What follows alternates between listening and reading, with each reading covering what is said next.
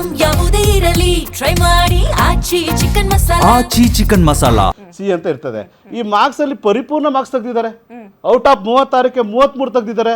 15ಕ್ಕೆ 14 ತಂದಿದ್ದಾರೆ.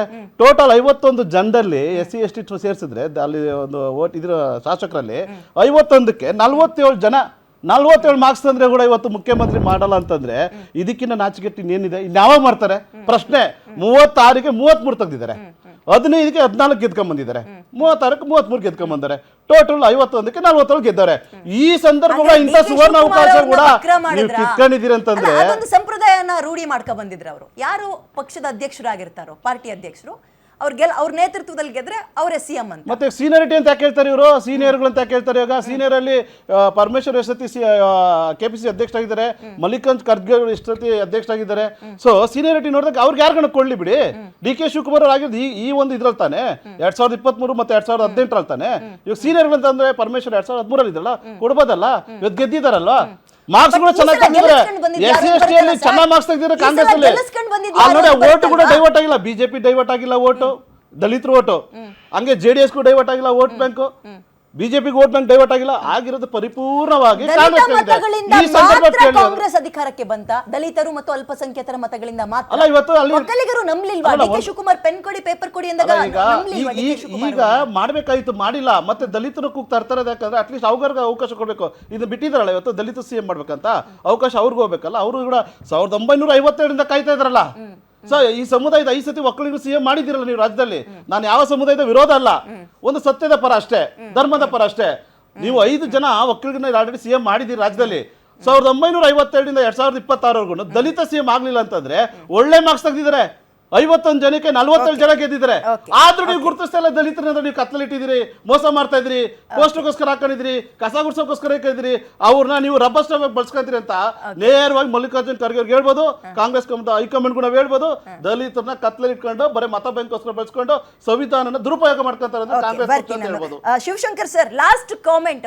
ಹಂಗಾದ್ರೆ DK ಶಿವಕುಮಾರ್ ಸಿದ್ದರಾಮಯ್ಯ ಇಬ್ರು ಸೇರ್ಕೊಂಡು ಆಡ್ತಾ ಇರುವ ಡ್ರಾಮಾ ಇದು, ಉಳ್ದವ್ರನ್ನ ವಕ್ರ ಮಾಡ್ತಾ ಇದ್ದಾರೆ ಅಂತ ಓವರ್ ಆಲ್ ಆಗಿ ನಿಮ್ಮ ಸ್ಟೇಟ್ಮೆಂಟ್ ನ ಕನ್ಕ್ಲೂಷನ್?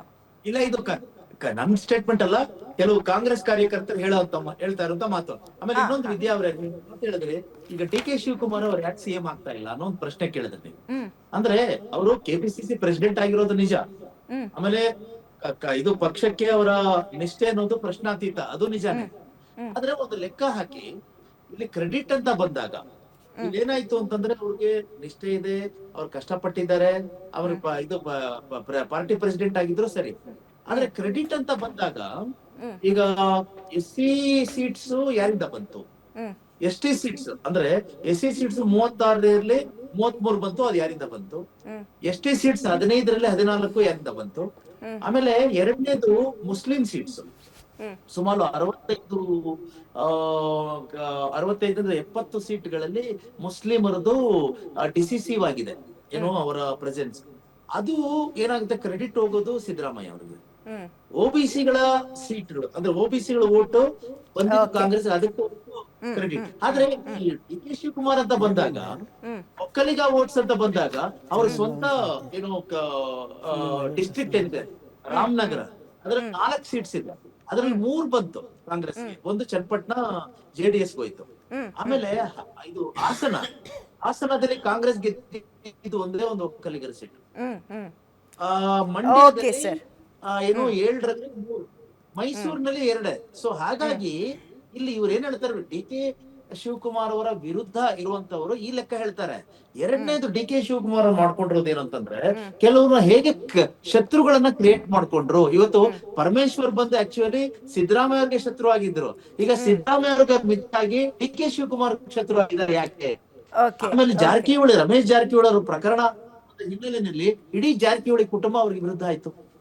ಸೊ ಹೀಗಾಗಿ ಅವರು ಕೆಲವೊಂದು ಪೊಲಿಟಿಕಲ್ ಆಗಿ ಮಾಡ್ಕೊಂಡಂತ ಸ್ಟ್ರಾಟಜಿಕ್ ಮಿಸ್ಟೇಕ್ಗಳಿಂದ ಇವತ್ತು anyway thank you Shivashankar sir. And ನಿಮಗೂ ಕೂಡ 3 ಜನಕ್ಕೆ ಕಾರ್ಯಕ್ರಮಕ್ಕೆ ಭಾಗವಹಿಸಿದ ಥ್ಯಾಂಕ್ ಯು ಅಂತ ಹೇಳ್ತಾ, ಇನ್ ಜನರಲ್ ಆಗಿ ಮಾತಾಡೋದಾದ್ರೆ ಯಾವ ಜಾತಿ CM ಆದ್ರೆ ರಾಜ್ಯಕ್ಕೆ ಒಳ್ಳೇದು? ನಾನು ಹೇಳ್ತೀನಿ, ನಂಬರ್ 1 ನೆಟ್ಟಗಿರೋ ರಸ್ತೆ, ಕುಡಿಯೋಕ್ ನೀರು, ಡಾಕ್ಟರ್ಗಳಿರೋ ಆಸ್ಪತ್ರೆ, ಪೊಲೀಸ್ ಸ್ಟೇಷನ್ಗಳಲ್ಲಿ ಲಂಚ ಇಲ್ದಲೇ ಇರುವಂತಹ ಸೇವೆಗಳು, ದುಡಿಯುವಂತಹ ಕೈಗಳಿಗೆ ಕೆಲಸ, ಜಾತಿ ಧರ್ಮ ಇವೆಲ್ಲವನ್ನ ಬಿಟ್ಟು ಎಲ್ರಿಗೂ ಅಭಿವೃದ್ಧಿ ಅನ್ನೋದನ್ನ ನೀಟಾಗಿ ಸಮನಾಗಿ ಹಂಚುವಂತಹ ಮುಖ್ಯಮಂತ್ರಿ ಯಾವ ಜಾತಿ ಆದ್ರೇನು ಯಾವ ಧರ್ಮ ಆದ್ರೇನ್ರಿ ಇನ್ ಜನರಲ್ ಆಗಿ ನಾವು ಕೇಳಬೇಕಾಗಿರೋದಿದೆ. ದಲಿತ ಸಿಎಂ, ಮುಸ್ಲಿಂ ಸಿಎಂ, ಲಿಂಗಾಯತರು ಸಿಎಂ, ಒಕ್ಕಲಿಗ ಸಿಎಂ ಯಾರು ಬಂದ್ರು ಯಾವ ಜಾತಿನೂ ಉದ್ಧಾರ ಮಾಡಲ್ಲ. ನಮಗೆ ಬೇಕಾಗಿರೋದು ಎಲ್ಲರನ್ನೂ ಸಮಾನವಾಗಿ ನೋಡುವ, ಅಭಿವೃದ್ಧಿಯನ್ನ ಗಮನ ಕೊಡುವಂತಹ, ಲಂಚವನ್ನ ಕಿತ್ತೊಗೆಯುವಂತಹ ಸಿಎಂ. ಏನಂತೀರಾ? ನೋಡ್ತಾ ಇರಿ ಗ್ಯಾರಂಟಿ ನ್ಯೂಸ್, ಸುದ್ದಿ ಖಚಿತ, ನ್ಯಾಯ ನಿಶ್ಚಿತ. Thank you. ನಿಮ್ಮೂರಿನಿಂದ ವಿಶ್ವ ಮಟ್ಟದವರೆಗೆ ರಾಜಕೀಯ, ಸಿನಿಮಾ, ಸ್ಪೋರ್ಟ್ಸ್ ಯಾವ ಸುದ್ದಿಯೂ ಮಿಸ್ ಆಗಲ್ಲ. ಬರೀ ಸುದ್ದಿಯಷ್ಟೇ ಅಲ್ಲ, ಜೊತೆಯಲ್ಲೇ ಇರುತ್ತೆ ವಿಶ್ಲೇಷಣೆ. ಗ್ಯಾರಂಟಿ ನ್ಯೂಸ್ ನ ಸಬ್ಸ್ಕ್ರೈಬ್ ಮಾಡಿ, ಫಾಲೋ ಮಾಡಿ, ಕ್ಷಣ ಕ್ಷಣದ ಅಪ್ಡೇಟ್ಸ್ ಪಡೆಯಿರಿ.